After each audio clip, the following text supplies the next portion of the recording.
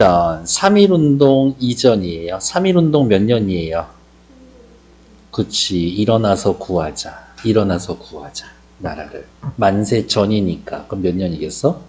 1918년이 실제 배경으로 쓰여진 사실주의 소설이고요. 여로영 소설이래요. 무슨 말이야? 여행길 소설이야. 처음 시작, 일본에서 시작하거든요. 소설 끝날 때 일본으로 돌아갈 겁니다. 그래서 말을 조금 더 추가합시다.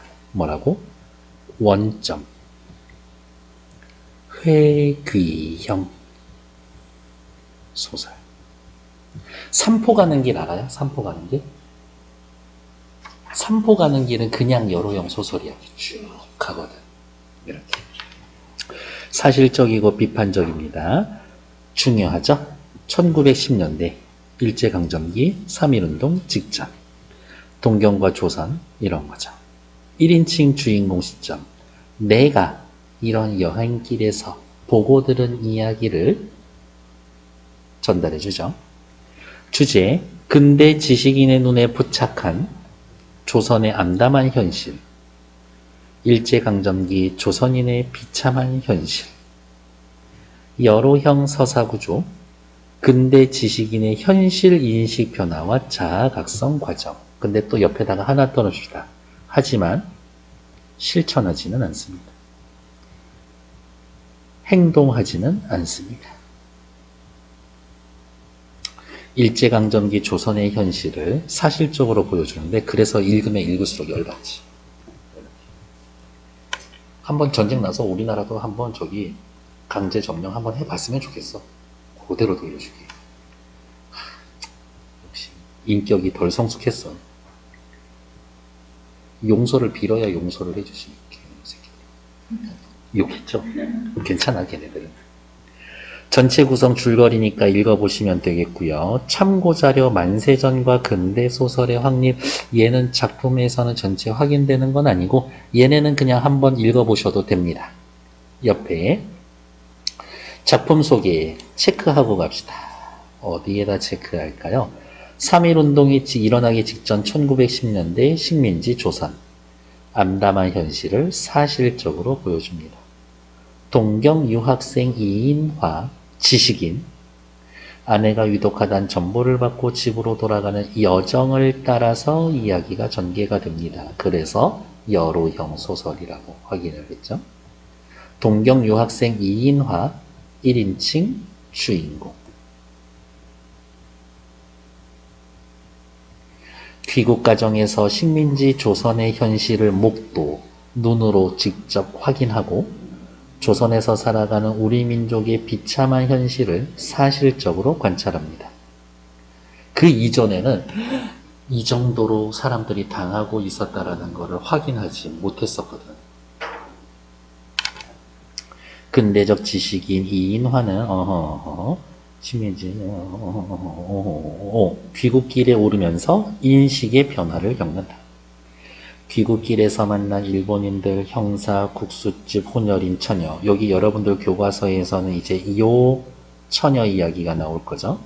김천 형님 갓장수와의 대화를 통해 식민지 백성으로서의 정체성을 깨닫고 조선에서 살아가는 민족에 대한 연민을 느끼게 됩니다.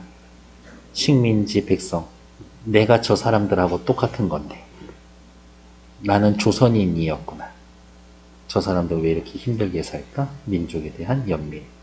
그래서 조선의 현실을 무덤 같다라고 인식을 하며, 원래 이거 신문 연재 소설인데 그때 제목은 무덤이었었어요. 절규합니다. 그리고 그 속에서 살아가는 조선인들을 다 구덕이라고 표현을 했었어요. 이 소설의 결말은 동경으로 돌아가는 장면으로 끝을 맺습니다. 그래서 동경으로 돌아가기 때문에 원점 회귀형이라고 표현을 해주는 거지. 이인화가 조선의 현실을 비판적으로 바라보면서도 동경으로 돌아간다라는 선택을 한다라는 점에서 당대 지식인의 한계, 행동하지 않아. 이인화가 정자라고 하는 일본인 여자에게 보내는 편지가 있어요. 스스로를 구하지 않으면 안 될 책임. 스스로의 길을 찾아가야 할 의무를 깨달았다라고 밝힌 점에서 긍정적인 전망을 할 수가 있습니다. 그래서 좋게 이야기를 하면 행동하지는 않지만 지금 당장 행동하지는 않지만 일본 돌아가서 뭔가 좀 할 것도 같은데 라고 좋게 생각할 수 있는 거지. 이인화의 동경행은 친염적 선택이 아니라 각성한 지식인의 행보를 암시하는 결말이라고 할 수도 있다. 그래서 왼쪽에 만세전과 근대소설의 확립, 밑에 전체 줄거리 천천히 꼼꼼하게 읽고 옆 페이지로 넘어오세요. 동경 유학생인 나는 위에다 쓸까? 소설이니까 1인칭 주인공. 아내가 위독하다라는 전본을 받지만 매우 무심한 태도를 보인다. 어느 정도냐면 이발도 좀 하고 아는 술집에 가서 정자랑 술 한잔하고 차 한잔하고 그러고 막 미적미적대. 그리고 스스로 나 되게 미적미적대고 있구나 라고 알고 있어. 술집 여금을 만나거나 이발하는 등 일상적 소일을 하면서 출발을 서두르지 않는다. 집안의 재촉을 받고서야 기말고사 포기하고 귀국한다. 부산에서 향하던 배에서 나는 일본 형사의 감시와 조사를 받고 너 조선인인데 너 가방 좀 열어봐. 다짜고짜 조사를 받고 한글로 된 문서 편지가 나오니까 이거 뭐야? 그냥 편지야. 일단 가져가고 배도 못할 뻔했었어. 우리 농민이 노무자로 팔려가는 현실을 보면서 배에서 조선 애들 이렇게 살살살살 꼬드겨가지고 팔아먹기 딱 좋거든. 나 그런 사업 하는데 너도 같이 할래? 이런 얘기를 들어. 식민지 조국에 대한 서름과 연민을 느낀다. 또 밑에다가 쓸까요? 현실에 대한 현실 인식에 변화가 생기는 거지. 일본을 떠난 후 조선의 첫 관문인 부산에 도착해서 잠시 동안 거리를 구경합니다. 옆에 나는 동경 유학생, 근대적인 지식인이고 아내가 위독하다는 전본을 받고 귀국합니다. 개인주의적 인물이에요. 다음 밑에 혼혈인 처녀가 나타나는데 아버지는 일본인, 엄마는 조선인. 대구에 사는 요렇게 할까요? 가까운 어머니 대신 일본에 사는 멀리 있는 아버지를 찾아가고자 하는 이해타산적인 인물이다. 왜? 당시 조선인들 식민지 백성으로 엄청 차별받고 있으니까 엄마 찾아가는 것보다 아빠 찾아가는 게 차라리 나을 거다라고 생각을 하는 거지. 나는 뱃속에서 아침은 먹었지만 출출한 듯하기도 해서 두어 시간 남짓 시간도 남았고 늘 지나다니는 데지만 이때껏 시가에 들어가서 구경해 본 일이 없어 위선 조선 음식점을 찾아보기로 하고 나섰다. 부두를 뒤에 두고 서쪽으로 꼽들어서 전찻길 난대로만 큰 길을 걸어갔으나 좌우편에 모두 2층 집이 쭉 늘어서 있고 조선인 집 같은 거는 하나도 눈에 띄는 것이 없었다. 왜? 이 동네 이제 일본인들에게 사실은 점령당한 거지. 일본인들의 거점 지역이야. 이삼정이니까 뭐 한 200~300m도 가지 못한 채 전찻길은 북으로 꼽들어 되겠고 맞은편엔 색색의 극장인지 활동사진관, 영화관인지 울그대불그대한 그림 조각 깃발이 보일 뿐이었었다. 어때요? 변해버린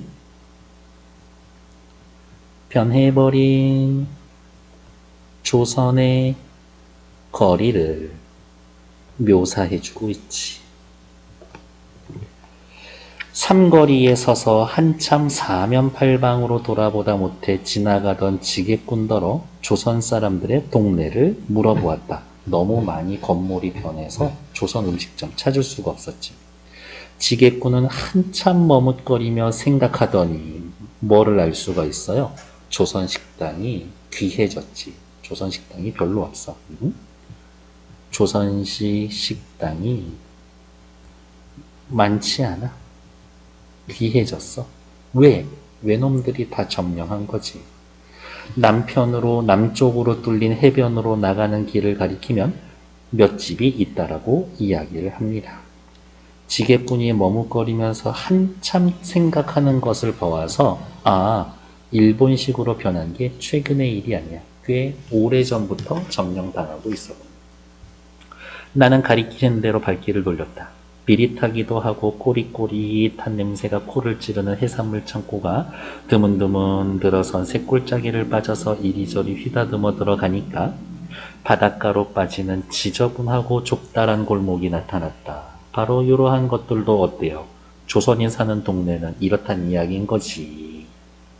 조선인들 이래저래 가지가지로 차별받으면서 무시받으면서 가난하게 궁핍하게 살고 있었구나지. 함부로 세운 허술한 일본식 2층 집이 좌우편에 5, 6채씩 늘어서 있는 것이 조선 사람의 집 같지는 않으나 이문저문 들락날락하는 사람들은 조선 사람이다. 조선 사람이 일본식 주택에서 살고 있어. 이 집 저 집 기웃기웃하며 빠져나가려니까 어떤 2층에서 장구를 세워놓은 것이 유리창으로 비춰 보였다.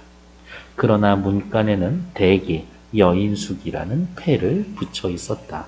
보통은 여인숙 하면서 생계를 유지했단 얘기지. 잠깐 보기에도 항구에 흔히 있는 그러한 종류의 영업을 하는 데임이 분명하다. 항구는 사람들이 오고 가는 장소니까 그나마 여인숙은 장사가 될 거라고 생각해서 조선 사람들 여인숙이나마 하고 있는 거겠지.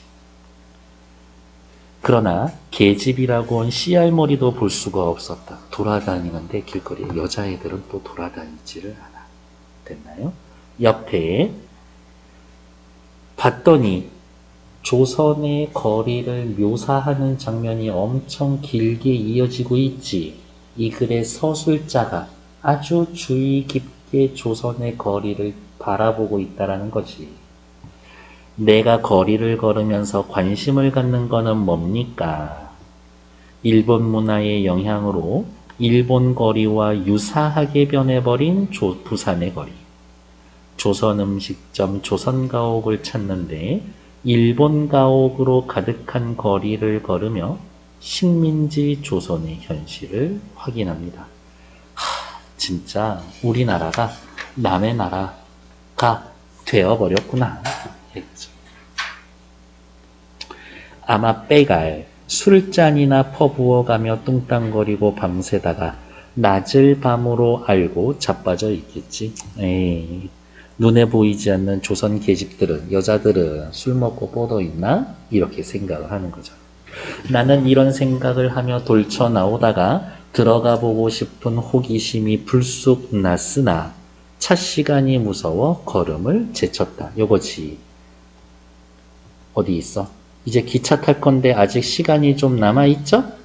그래서 여기에 나와서 여기저기 돌아다니고 있다가 더 갈까 했는데 아니야. 지금쯤이면 돌아가야 기차를 탈 수 있어서 돌아가기로 했다. 이거지.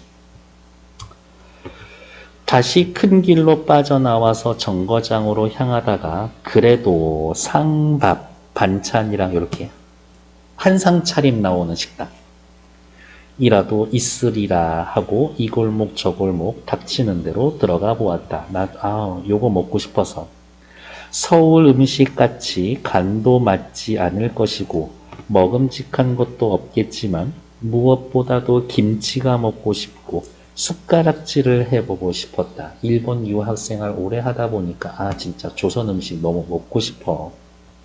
그러나 조선 사람 집 같은 것은 그림자도 보이지가 않았다. 이런 식으로 스쳐 지나가듯 조선 사람들의 집이 없이 전부 다 일본식으로 바뀌어버려져 있었던 현실을 보여주고 있는 거지.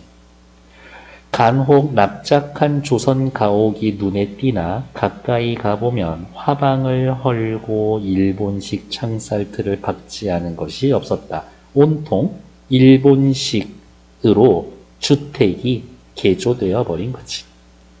당연히 그 집에 사는 사람들은 누굴 거야? 외놈들이겠지.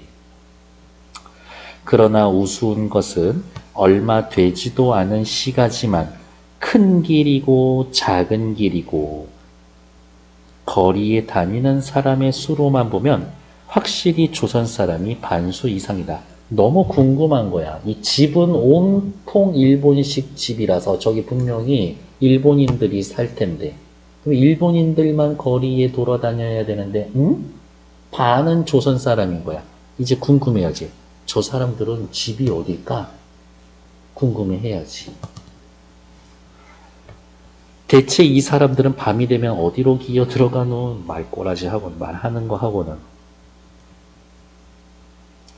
조선인의 집은 과연 어디에 있는가? 이게 궁금한 거지. 생각할 때 큰 의문이 생기는 동시에 그 불쌍한 흰옷을 입은 백성, 조선인들의 운명을 생각해 보지 않을 수가 없었다. 조선인의 운명은 뭐예요? 식민지 백성이지. 식민지 백성들 어떻게 해? 온갖 억압과 차별을 받는 그런 현실인 거지. 몇천 몇백 년 동안 그들의 조상이 근기 있는 노력으로 조금씩 조금씩 다져놓은 이 토지를 다른 사람, 일본 사람들, 일인의 손에 내던지고 시외로 쫓겨나거나 촌으로 기어들어갈 때 식민지 백성의 현실이죠. 자기 혼자만 떠나가는 것 같고 자기 혼자만 촌으로 기어가는 것 같았을 것이다. 자기 혼자만 떠나가고 가족이라든지 친족, 공동체가 해체되는 거지. 뿔뿔이 흩어진다고 가족들 모두. 땅 마지기, 논밭 몇 마지기 있던 것 까불려 버리고 뭐 빼앗기거나 싼값에 팔거나 그런 거겠지. 집 한 채 지녔던 것만아 문서가 이 사람 저 사람 손에 넘어가고 나니까 여기에서부터 여기까지 무슨 얘기하고 싶어? 식민지 조선인들은 땅과 토지를 빼앗기게 되었다라는 이야기인 거지. 이 시절의 땅과 토지는 뭔데? 삶의 근간인데 삶의 근간을 빼앗기는 거지. 그러면 어떻게 해야 돼? 여기저기 떠돌아다니면서 유랑하면서 살아야 되겠지. 이자에 이자가 늘어나서 고리대금 내놓고 나가게 될 때라도 사람이 살려면 이런 꼴도 보고 저런 꼴도 보는 것이지 하면서 이것도 내 팔자 소관이려니 라는 안가한 낙천이나 단념으로 대대로 지켜오던 고향을 등지고 문 밖으로 나가고 산으로 기어 들어갈 뿐이고 제대로 된 집이 없단 얘기죠. 이것이 어떠한 세력에 밀리기 때문이거나 어떠한 세력, 당연히 뭐겠소? 일제지. 혹은 자기가 견실치 못하거나 자제력과 인내력이 없어서 깝살리게 빼앗기고 만 것이라는 생각은 꿈에도 없다. 그리하여 천가구면 천가구에서 한 집쯤 줄었어야. 다만 아무개네는 이번에 아무촌으로 이사를 간대 하며 그야말로 동네 이야기 삼아 저녁밥 후에 인사 대신 주고받을 뿐이고 이게 일제강점기에 이러한 상황이 벌어지지 않았다라고 하면 땅 버리고 집 버리고 고향 떠날 사람들이 천에 하나 0.1% 정도밖에 없었을 건데 나라를 빼앗기지 않았다면 그리고 누구네 이사 간대 그게 그냥 옛날 지나가는 이야기밖에 안 되는 거지. 어떠한 사정이 어떻게 되어서 한 가구가 주는지 그 내막이야 아무도 모를 것이다. 그뿐만이 아니라 천 가구에서 한 가구쯤 줄어든다고 해봐야 남은 999 가구에 대해서는 별로 영향이 없을 것이고 한 가구가 줄었는지 늘었는지조차 판연, 부지, 명백히 알지 못하는 사람이 대부분일 것이다. 말이 엄청 어렵지만 어떻게 그냥 이 정도로 정리할 수가 있어요. 일제강점기가 아니라면 일제강점기가 아니라면 이가 된다. 이사 가는 사람이 없었을 거고 이사 가는 사람이 있어도 나머지 사람들에게는 큰 영향이 없이 조선인들의 마을은 계속 유지되고 있어야 할 텐데 이 이야기를 이렇게 1910년대 스타일로 풀어놓은 거지. 괜찮나요? 이같이 해 한 집 줄고 2집 줄고 10집 줄고 100집 줄어드는 동안 집을 빼앗기는 동안 쓰러져가는 집은 헐려서 어느 틈에 새 집이 되고 쓰러져가는 집은 조선식 집이었겠지. 새 집은 일본식 집이었겠지. 이러한 집이 들어서고 단층집은 조선의 단층집은 2층집 1식으로 변하고 온돌 조선식 온돌은 다다미 조석이 된다. 조선식 온돌은 일식 다다미가 되고 석유불 조선식 전등이 된다. 일식이 되어간다. 이런 상황이겠죠. 그래서 이 정도로 처리할까? 쓰러져가는 집, 단층집, 온돌, 석유불, 조선 스타일 집이고 새 집, 2층, 다다미, 전등 이러한 애들은 일식집이 되는 거겠지. 이런 생각을 해볼 때 자잘한 세간 나부랭이를 꾸려가지고 북으로 기어나가는 북으로 기어나간다. 어떻게? 고향 떠나서 유랑하는 거지. 패자의 때 조선인들은 쓸쓸한 뒷모양이 눈에 보이는 것 같다. 자기 집을 잃고 유랑하는 조선인의 모습이 눈에 보이는 것 같다. 라고 하면서 좀 더 심화된 현실 인식을 보여주고 있는 거죠. 나는 그리 늦을 것은 없으나 쓸쓸한 찬바람이 도는 큰 길을 헤매기 싫어서 총총걸음으로 가다가 그냥 일본 국수집 문간에서 젊은 계집이 이제 얘가 주인공이 되어서 주인공이 된다. 얘가 이제 중심 인물이 되어서 아침 청소하는 것을 보고 벼랑간 들여다보고 싶은 생각에 우뚝 섰었다. 이때까지 혼자서 분개하고 혼자서 저주하던 무엇에 분개했을까? 일제강점기에 의해서 삶의 터전을 빼앗겨버린 현실에 분개하고 혼자 저주해, 외놈들 저주했었겠지. 감쪽같이 사라지고 눈에 보이는 것은 걷어올린 옷자락 밑에 늘어진 빨간 고시마키 뭐예요? 허리에 둘려있는 일본식 전통 속치마하고 그 아래에 하얗게 드러나 있는 푹신푹신한 종아리다. 그냥 일본식 옷을 입고 있는 젊은 계집애를 봤다. 이거지. 우리 이미 알고 있죠? 아버지는 일본인, 엄마는 조선인. 지금은 일식하기 위해서 일하고 있다. 들어오세요. 모가지에만 분대가 허옇게 덮개가 앉은 듯한 감숭한 상을 잔털타이가 나서 약간 까무잡잡한 얼굴을 들면서 나를 맞았다. 뒤로 이어서 오십시오, 들어오십시오, 줄레줄레 나와서 맞이하는 계집애가 두셋은 되었다.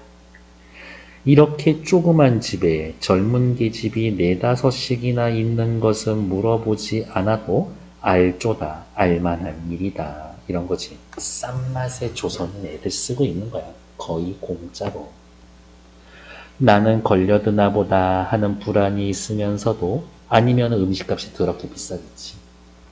걸려드나 하는 불안이 있으면서도 더러운 호기심을 가지고 2층으로 올라가서 인도한 대로 구석방에 들어가서 앉았다. 우선 따뜻한 술 한 잔 데워오라 하고 간단한 음식을 시키고 앉아 있으니까 다른 하녀가 화롯불을 가지고 바꿔서 들어왔다. 화로 위에 불을 쏟아놓고 화젓가락으로 재를 그어 모으며 앉아있던 계집애는 젓가락을 든 손을 잠깐 쉬면서 손님한테 직원이 어디까지 가세요? 하고 나를 쳐다본다. 넓은 양미간을 을크려져서 음침하기도 하고 또 이 맞전이 이마가 유난히 넓기 때문에 여무져 보이지도 않았으나 좀 어려 보였으나 그래도 해금우레한 예쁘장한 상이다. 괜찮나요? 됐고 왼쪽에 봐서 됐고 오른쪽 살펴볼게요. 식민지에서 본래의 모습을 잃어버린 부산의 모습을 보며 조선을 침탈한 일본에 대해 분개하고 저주합니다. 왜? 일본의 식민지하에서 본래의 모습을 잃어버린 부산의 모습에 분개하고 저주한다. 젊은 여인은 일본 국수집 앞에서 발견하자 그 감쪽함이 사라지고 조선의 암담한 현실을 목격하고 분개하면서도 이 말이 중요하죠. 그의 인식은 피상적인 수준, 아주 진지하고 깊이 파고든 건 아니야. 현실을 어렴풋이 깨닫는 거죠. 마치 어떻게? 수박 겉핥기 하듯이.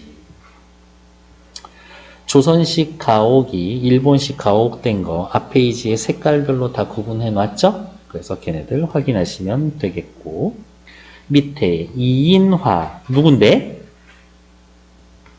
나잖아. 나. 서술자 나. 나의 인식의 변화.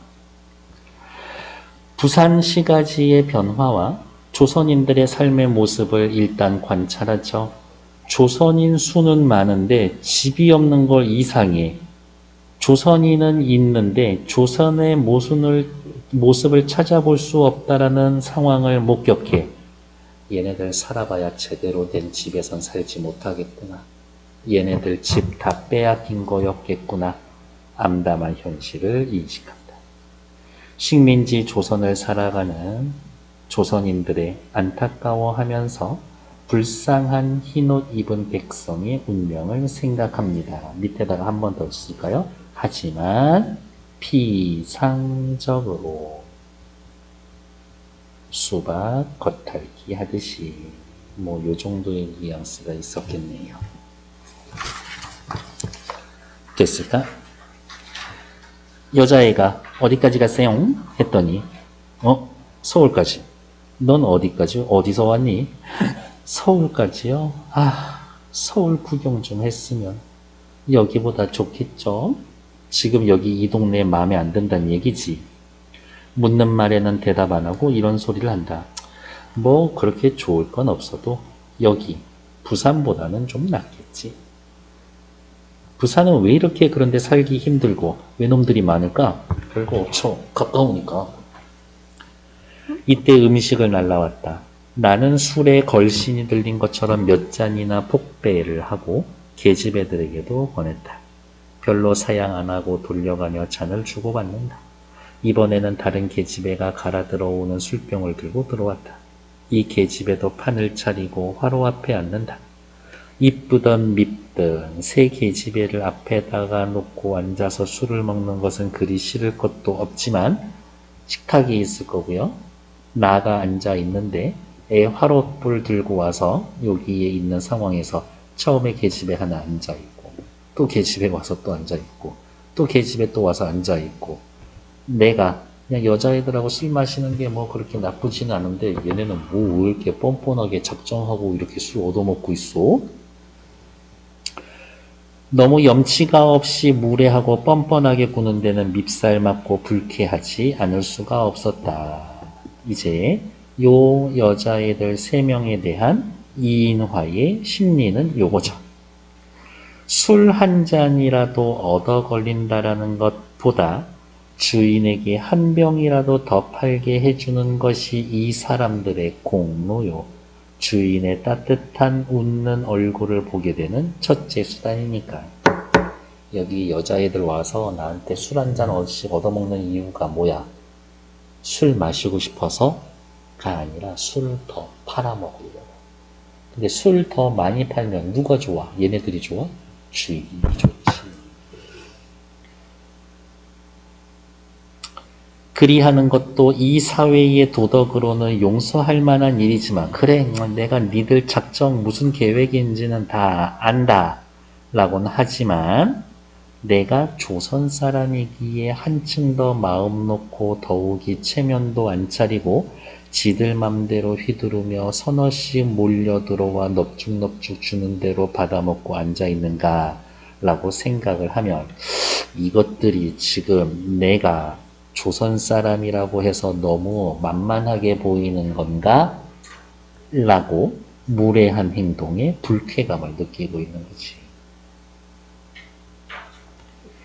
될 수 있는 대로는 계집애들을 업신여기고 조롱하는 태도를 취하려고 대가리에 피도 안 마른 것이 어느 틈에 술을 배웠냐는 둥, 코밑이 정해진 지가 며칠도 못 되었으리라는 둥 하면서 놀렸다. 조만하게 술 처먹기는. 내가 달래니까 술 주는데 조만하게 술 처먹기는. 그래도 그 중에 화롯불 가져온 계집애는 다른 것들처럼 그렇게 기승스러워 막 요란스러운 것 같지는 않고 조용하다라는 것보다는 저희들 중에서 좀 한없이 쫄려 지낸다라는 듯 풀이 죽어서 실없는 소리를 하거니 받거니 떠드는 꼴만 웃으며 가만히 바라보고 있었다. 여기 앞에 와서 앉아있는 이 세 명 얘네들은 말도 많고 시끄럽고 오 아저씨 술 한 잔 주세요 하면서 넙죽넙죽 술 받아먹고 있는데, 화롯불 가져왔었던 어디가 있냐. 화롯불 가져온 계집애는 기승스러운 것 같지 않고 좀 쫄려 지내는 듯 한풀이 찍어서 그냥 다른 계집애들 떠드는 꼴만 웃으면서 바라보고 있었다.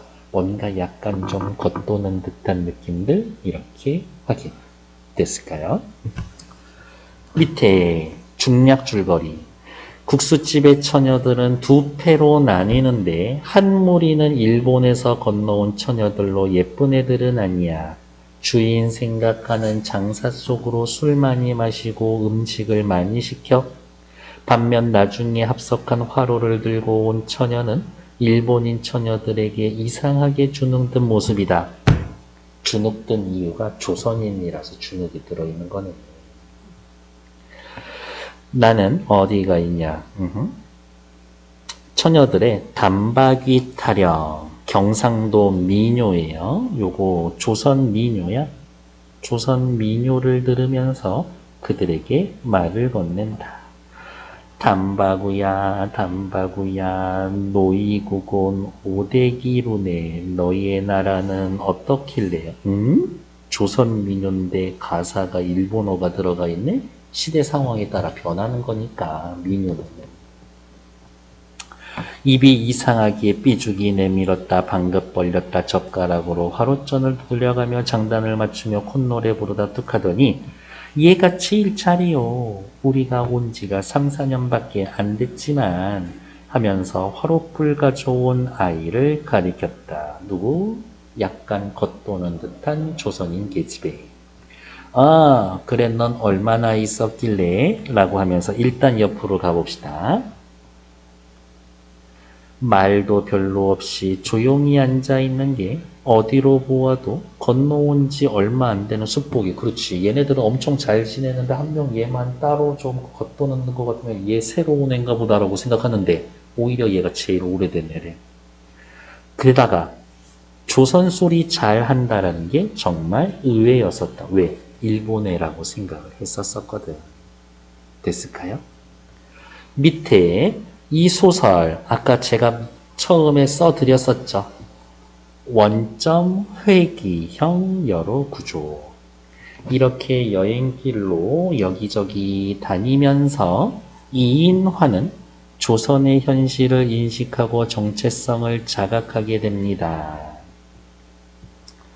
요렇게 생각하시면 돼요. 요거는 원점 회귀형 어디냐? 동경에서부터 시작해서 동경으로 끝이 난다고. 출발점으로 돌아가는 여행길 구조. 이렇게 확인하시면 되겠죠. 밑에 참고 자료는 그냥 한번 읽어보시는 정도로 확인하셔도 될 것 같고요. 다음 페이지. 아유, 여기에서 아주 자라났대요. 제 어머니가 조선 사람인데요. 그래서 조선 민요를 할 수 있는 거구만. 단박이 타령을 하던 계집이 이때까지 하고 싶었던 이야기를 겨우 하겠다라는 듯이 입을 가볍게 대신하고 그렇지 하며 그 당사자의 얼굴을 들여다보았다. 그 소리가 너무나 커다랗기 때문에 조롱하는 것 같이 들렸다. 아, 일본인 아비와 조선인 어미를 가졌다라는 계집은 히스테리컬하게 얼굴이 주홍빛이 되고 부끄럽고 눈초리가 셀쭉해졌다. 왜 부끄럽게 얼굴이 빨갛게 되었을까? 조선인 혼연이라는 걸 드러난 거지. 조선인이라는 걸 밝히고 싶지 않았죠. 왜? 조선인이라고 밝히면 조소와 멸시를 받아왔었을 테니까. 엄청 무시당했었을 테니까. 어쩐지 조선 사람의 어머니를 가진다라는 것이 압이 굽는다라는 모양이다. 이 단어 표현 잘 기억할게요. 압이 굽는다. 앞이 굽는다. 위축이 된다. 이렇게 앞으로 쭈그러든다고 하는. 아, 정말? 어머니는 어디 계시나? 호기심이 생겨서 물어봤다. 대구에 있어요. 지금 여기 어딘데? 부산인데. 가까운 편이지. 간신히 고개를 들며 대답한다. 근데 왜 여기 왔니? 소식은 듣니? 왜 여기까지 와 있냐고 묻는 것은 우스운 수작이지만 당연히 집이 먹고 살기 힘들어서 팔려왔겠지. 나는 정색으로 이렇게 물었다. 그 계집은 싱글싱글 하면서 나를 쳐다보더니 아, 그렇지 않아도 누가 대구 가시는 사람 있으면 좀 부탁해서 알아보라고 싶기도 하고 그것도 안 되면 천생 업문으로 편지 쓸 줄 알아야죠. 한글을 몰라. 이번에는 어이가 없다라는 듯이 커다랗게 웃었다. 그것은 자기 자신을 조소하는 웃음이었다. 내까짓게 뭐 하는 일이 다 그렇죠, 뭐. 이렇게 내 인생 이렇게 꼬여서 완전 개작살인데 뭐. 에이, 몰라요. 그럼 아버지하고는 지금 헤어져 사는 모양이구나. 그냥 헤어졌죠. 아버지, 외놈. 솔직히 이 외놈은 이 여자아이를 자기 딸이라고 생각할까? 그걸 절대 생각하지 않을 거예요. 아버지는 어딨냐? 아유, 아버지는 벌써 헤어졌죠. 내가 10살 땐가 9살에 나가사키로 갔대요. 소식은 있니? 한참 동안은 있었는데 지금은 소식 끊겼죠. 하지만 이 설이나 쇠고 나가서 찾아볼 거예요. 이상하지 않나? 가까운 데 있는 엄마가 아니라 멀리 일본에 있는 아버지 찾으러 갔는데 시간도 오래 걸리고 돈도 들 거고 게다가 정확히 어디 있는지도 모르는데 느끼듯이 한번 어색하게 웃는다. 그 웃음은 어느 때든지 자기의 기이한 운명을 스스로 조소하면서 하는 수 없다라는 단념에서 나온 말하자면 큰일을 저지르고도 하도 기가 막혀서 나오는 웃음 같았다. 그랬을까? 일단 넘어가지 말고 옆에 먼저 체크할게요. 혼혈인 처녀가 자신의 이야기를 하면서 웃는 웃음은 어떤 의미입니까? 차별적 시선을 받아왔던 자신의 삶, 혼자 살아가야 했던 자신의 처지를 생각하며 자조적인 웃음. 이때 웃음은 자신의 삶에 대한 답답함, 쉽게 벗어날 수 없다라는 체념과 단념의 표현이다. 나 같은 반조선인, 반일본인은 세상에 뭐 어떻게 살겠어요. 그냥 이런 취급이나 받으면서 사는 거지 뭐. 이렇게 생각하고 있을 때. 야, 아무리 그래도 어디 있을까? 어머니 초록색이었지? 아무리 조선 사람이라도 그래도 더 어머니가 정답지. 니네 아버지란 사람이 어떤 사람일지는 모르겠지만 이게 사실이지. 너 찾아가 봐야 그렇게 반가워하지 않을걸? 이렇게. 왜? 남의 나라에서 그냥 싸질러 놓은 자식인 거니까. 조선 사람 어머니에게 길려 자라면서도 조선말보다는 일본말하고, 요게 또 중요해지겠죠. 이 여자애는 조선 사람에게 길러 자라면서도 조선말보다 일본말하고 일본 옷 입고 조선 사람 어머니보다 일본 사람 아버지를 찾아가겠다라는 건 부모에 대한 자식의 인정과 도리를 초월한 이해관계나 일종의 타산, 계산이 앞섰기 때문인 것이다. 얘 인간적인 정에 끌려서 아빠를 찾는 게 아니라 철저하게 계산하고 아빠 찾는 거야. 이별한 지가 벌써 7, 8년이나 된다라는 아비를 정처 없이 찾으러 단다든지, 이 계집의 팔자가 가엾은 것보다 딸내미한테 선택받지 못하는 그 어미가 한층 더 가엾다고 생각이 들었다. 어머니도 불쌍하지만 아버지도 나쁜 사람은 아니니까 찾아가면 설마 내쫓기야 할까요? 하며 아범을 찾아가면 어떻게 맞아줄까 하는 그 광경이나 그려보듯 멀거니 앉았다. 장담컨대 찾기 힘들 거고 찾아도 집 밖에서 쫓겨날걸? 두드려 맞고 니년이 감히 어디로 오냐고 이러면서. 그래도 어머니니까 조선 사람이니까 싫고 조선이니까 떠나겠다라고 하는 거지. 조선이 일본만큼만 좋았으면 조선 사람 뱃속에서 나왔으니 불명예 될 것도 없고 아버지를 찾아가려는 생각도 아니 났겠지? 너 지금 상황이니까 조선인 엄마 대신에 일본인 아빠 찾으러 가는 거지. 근데 조선이 먹고 살만하고 편안하면은 너 아빠 찾으러 안 갈 거잖아. 라고 물어보는 거지. 나는 물어보지 않아도 좋을 것까지 짓궂이 물어보았다. 잠자코 웃을 뿐이었다. 더 하고 싶은 생각이 없지 않았지만 어느 때고 늑장을 부리고 앉아있을 수도 없어서 새로 들여온 밥을 먹기 시작했다. 됐을까요? 옆에 나와 있는 거 뭐 읽어보시면 될 테고 166페이지 오른쪽 위에 보면 혼연이를 대하는 태도, 그때 엄청 무시하면서 살아왔었겠지. 됐죠? 밑으로 사실 혼혈이라는 말도 나는 그렇게 인식은 없었었는데 그것 자체가 뭐지? 인종차별적 단어라고 하던데? 혼혈이라는 말도? 그렇대. 그리고 북유럽 이쪽인가? 거기에서는 인종이란 단어 자체를 쓰지를 않는데. 난 그게 맞는 거기는 한데. 솔직히 뭐 백인들이라고 하지만 그 백인이야 그냥 시뻘건 거지. 허여멀건한 거지. 지금 제 대사도 인종차별 대사죠. 위아더 월드예요. 이인화의 의식은 변화합니다. 일단은 조선에 건너와서 생각하고 조선의 현실을 보기 전에는 근대 지식인이고 조선의 현실에 무관심했었으나 여기저기 다니면서 식민지 조선의 백성, 나 조선 사람이었어.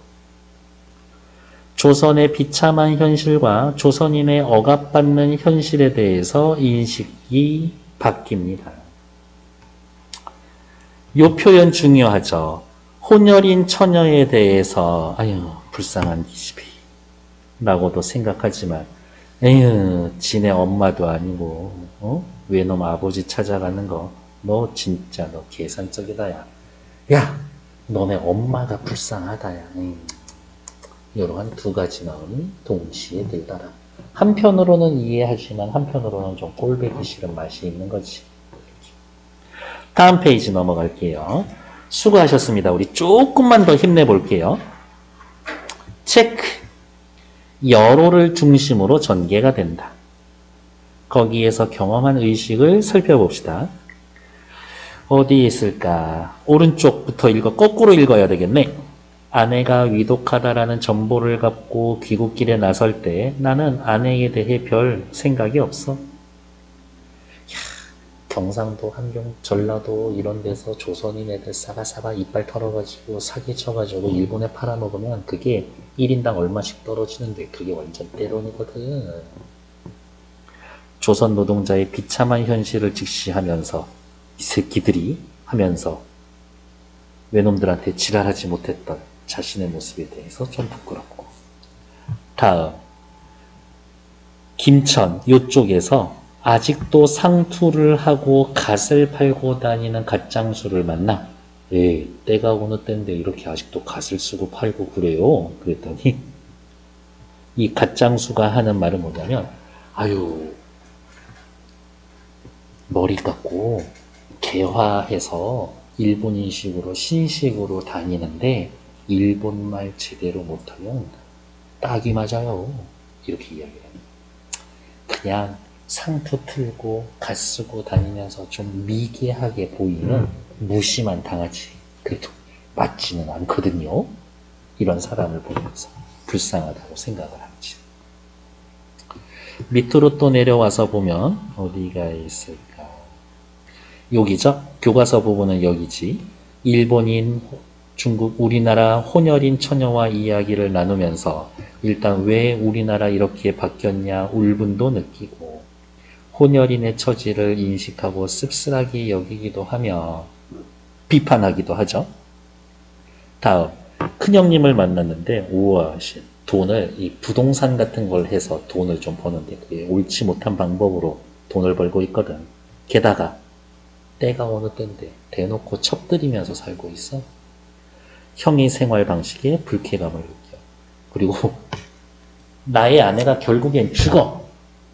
그래서 이제 장례를 치르자마자 형이 세장가 들어야지 이렇게 얘기하거든. 안 됐어요? 하면서 나는 동경으로 돌아가기로 했다.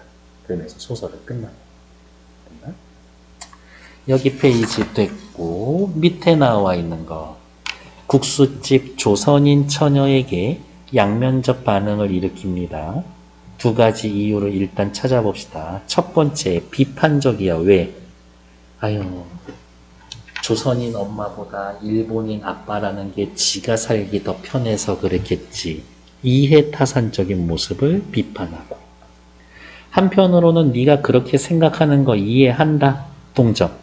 식민지 상황과 혼혈인 처녀의 처지를 이해하고 있습니다. 됐나요?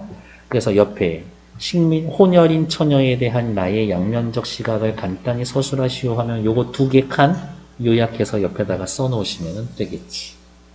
다음 페이지 169쪽 확인하러 갈게요. 만세전에서 일본 문화의 침투로 달라진 부산. 조선집 사라지고요. 조선식 가옥에 화방을 헐고 일본식 창살 박았고 일본 복식 입은 조선인들 있죠. 너무 당황하고 놀랬죠. 본래 모습을 잃어버린 식민지 조선의 현실에 분개하고 사실은 분개만 하는 거지. 됐을까요? 원래 이 소설의 제목 뭐라고? 묘지. 그러면 묘지는 뭐를 상징하는 걸까? 비참했었던 조선의 현실을 묘지라고 표현해 놓은 거고 묘지 속에 살고 있는 이 구더기를 조선인이라고 생각을 비유를 하고 있는 거지. 이 조선이라는 땅덩어리가 구더기가 득식을 하는 무덤 속이다. 모두 다 구더기다. 너도 구더기, 나도 구더기. 그 속에서 진화론적 모든 조건은 1초도 거르지 않고 진행하겠지. 구더기 주제에 또 꼴의 진화는 하겠지. 생존 경쟁도 있고 자연도태가 있고 네가 잘났네 내가 잘났네 하고 으르렁대겠지. 그렇지만 조만간 구더기는 낱낱이 해체가 돼서 죽어서 썩어 문드러지면 원소가 되고 흙이 되어 내 입으로 들어가고 네 코로 들어갔다가 너나 나나 거꾸러지면 미구 머지않아 또 구더기가 되어서 원소가 되거나 흙이 될 것이다. 무슨 얘기하고 싶은 거예요? 조선인은 앞으로 계속 진화하던 말던 영원히 구더기다. 영원히 구더기로 살겠지. 에이, 되져라. 움도 싹도 사라져버려라. 망할 대로 망해버리고 사태가 나든 망해버리든 둘 중에 하나 끝장내고 그 중에 조금 나은 놈이 생길지도 모르지. 그래봐야 구더기. 이런 상황인 거죠. 제목이 묘지에서 만세전으로 바뀐 것. 일단 첫 번째 묘지, 무덤이라는 것은 10년대의 일제강점기에 참담한 조선 현실일 거고, 근데 묘지라고 하면은 너무 제목이 빡세지 않나? 그리고 이 당시 쓰여지는 모든 글은 외놈들이 검열하는데, 그쵸? 검열도 통과해야 되니까. 묘지가 일제강점기 암울한 시대 상황을 상징한 제목이라면 만세전은 그냥 무덤덤하게 3.1운동 전 식민지 상황의 암담함과 변화 가능성에 대한 기대까지 포괄한 제목이다. 만세전은 식민지 상황의 암담함도 얘기할 수 있고 변화 가능성의 기대도 포괄할 수가 있다. 게다가 사전 검열을 거쳐야 했었기 때문에 이렇게 확인하시면 되겠지. 옆에 나와 있는 원래의 제목 무덤은 조선인들의 참담한 현실, 조선의 현실, 이렇게 확인하시면 되겠지.